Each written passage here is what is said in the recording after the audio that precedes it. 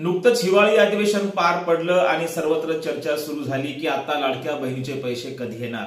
अनेकांनी सोशल मीडियावरती लिहिले की लाडकी बहीण योजना बंद होणार, परंतु लाडकी बहीण योजना बंद होणार का नाही। नुकतंच हिवाळी अधिवेशनामध्ये उपमुख्यमंत्री एकनाथ शिंदे असतील किंवा मुख्यमंत्री देवेंद्र फडणवीस साहेब असतील यांनी जाहीर केलं आहे की ही योजना बंद होणार नाही, तर लवकरच ते पैसे पडणार आहेत। ते पैसे नेमके कधी पडणार आहेत, खरंच योजना कायमस्वरूपी राहणार आहे का, या सर्व प्रश्नांची उत्तरे या व्हिडिओच्या माध्यमातून पाहूयात।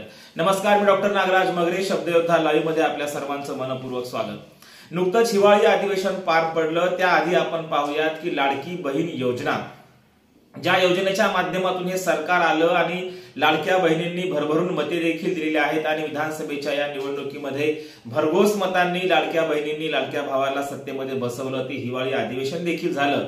त्यानंतर चर्चा सुरू झाली की मग आता लाडकी बहीण योजना बंद होणार आहे का, याच्यावर बोलताना देवेंद्र फडणवीस साहेब असतील किंवा तिकडे आपण पाहतो एकनाथ शिंदे साहेब असतील, दोन्ही नेत्यांनी जाहीर केलं की ही योजना बंद होणार नाही, ही योजना कायम राहणार आहे आणि दिलेली आश्वासनं देखील पूर्ण होणार आहे।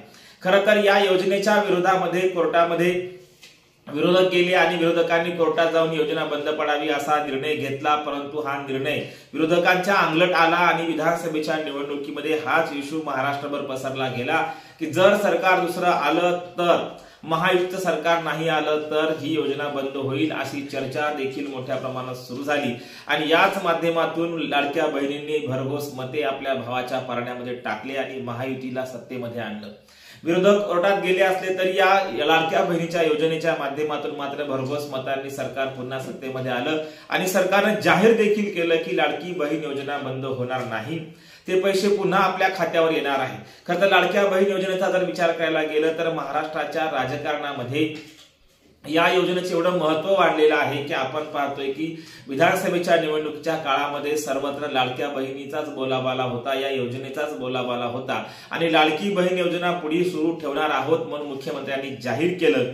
आणि खरंच दुसरी एक अशी बाजू म्हटल्या गेली की या योजनेमध्ये काही अफरातफर झालेली आहे का किंवा या योजनेमध्ये काही घोळ झालाय का, तर देवेंद्र फडणवीस साहेब सांगतात की समाजामध्ये दोन प्रवृत्तीचे लोक असतात।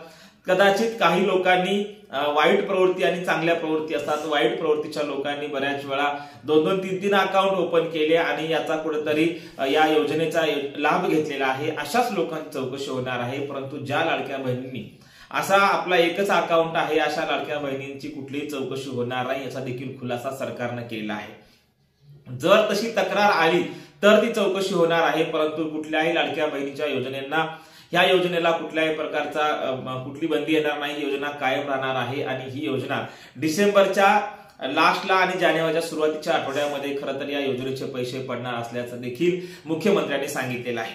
बऱ्याच योजना आहेत, त्यामध्ये खरं तर सामाजिक हिताच्या योजना आहेत, वयोश्री योजना असेल किंवा त्यासोबतच सुकन्या योजना असेल, या सर्व योजना आपण जे पाहतो या सर्व योजना कायम राहणार आहेत आणि या योजनेच्या माध्यमातून पुन्हा नव्याने खरं तर लोकांपर्यंत ह्या योजना घेऊन जाऊन विकासाच्या मुद्द्यावरती सरकार आपलं काम करणार आहे, असं देखील जाहीर एकनाथ शिंदे आणि देवेंद्र फडणवीस साहेबांनी केलेलं आहे। समाजातील काही प्रवृत्ती असतात, त्या प्रवृत्तीचा विचार करू नका असं देखील ते आवाहन करत असतात। जर अशा काही वाईट गोष्टी घडल्या असतील किंवा योजनेचा लाभ हा चुकीच्या पद्धतीने कोणी घेत असेल तर तशा व्यक्तीची चौकशी देखील केली जाईल। परंतु ज्या बहिणी खरंच या योजनेमध्ये बसतात, या योजनेला त्यांना ते नियम लागू होतात, अशा बहिणींची योजना ही बंद होणार नाही।